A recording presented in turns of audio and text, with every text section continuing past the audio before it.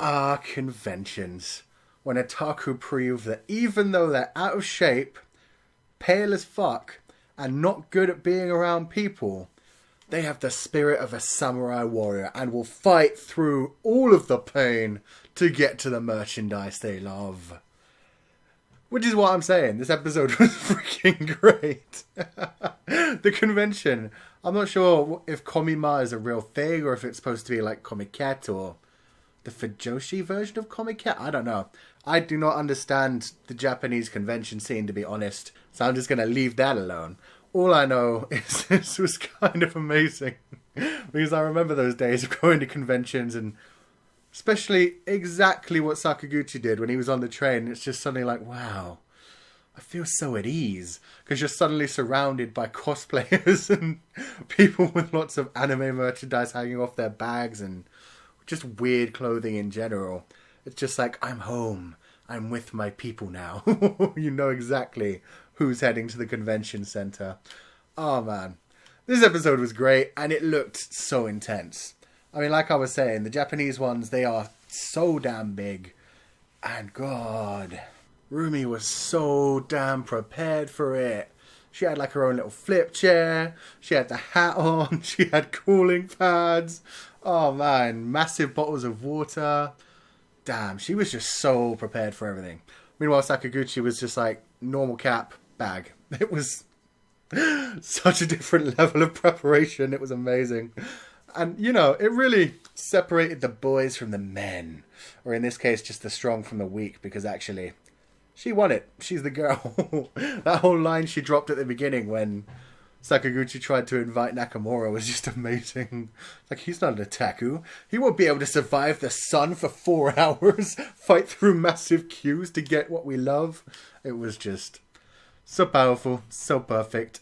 It was an amazing episode. And then even once they got to the convention center, it was so much funnier with Sakaguchi having to deal with some of the normal shit that he has to deal with. I mean, the girl he was actually buying the dojin from was actually ridiculously cute. I'm surprised he had the confidence to go up to her and ask for it, but I'm glad he did. I mean, it showed how much he wanted it, and that was a kind of devastating line when she was all like, I can sell it to you, but you know this is BL. I was thinking he was just going to cry a little bit and walk away and be like, oh, even here. But nah, he had that amazing long string of sentences in his mind, basically confirming this was his whole reason for coming here. Oh man, he acted like a man. I loved it. And then we ran into the dude, Daigo. Daigo, another BL fan who goes to Sakaguchi's school. And cleared up so much from the ending that I didn't understand. Because he's actually the one that's been drawing these dojins with Nakamura and Shiratori in them. Oh man, I'm more surprised that Sakaguchi didn't just freak out straight away and buy like 10 of them. Just to distribute them around school to fuck with people. That's exactly what I would have done. Then I'm a terrible, terrible friend. But I mean, Daigo seemed really cool. He was really chill. So yeah, it seems like he's finally made another Fudanshi friend. I mean, Sakaguchi didn't say much to him, but we were coming towards the end of the episode, so I imagine they're still going to hang out at school.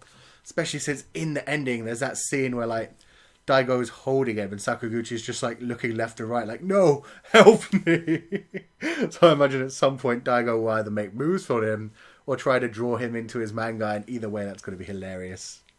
And then just finally, that perfect scene on the train where Sakaguchi's bag ripped and his dojins went everywhere in front of everyone. That's horrible.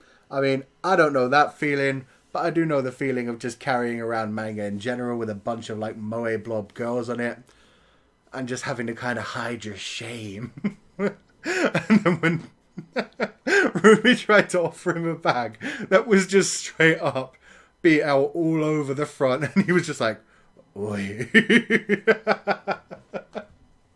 So damn good. Again, the last 2 weeks of this show have been freaking perfect. Every time. I've just been laughing the whole 4 minutes through. Just really wish they made this longer. But I have heard that the manga's just gotten licensed for Western release, so hopefully that will invigorate the sales a little bit. I'll be able to buy the manga. And, you know, I'll get my more Fudanshi Koukou Seikatsu just It's a shame they made the anime so damn short. But let me know you guys' thoughts in the comment section below. As I said, for me, not quite as funny as last week, but damn good. Really had me laughing the whole way through. And if you enjoyed this review, wreck that like button like you mean it. Subscribe if you haven't already to see more. And I will see you guys next time.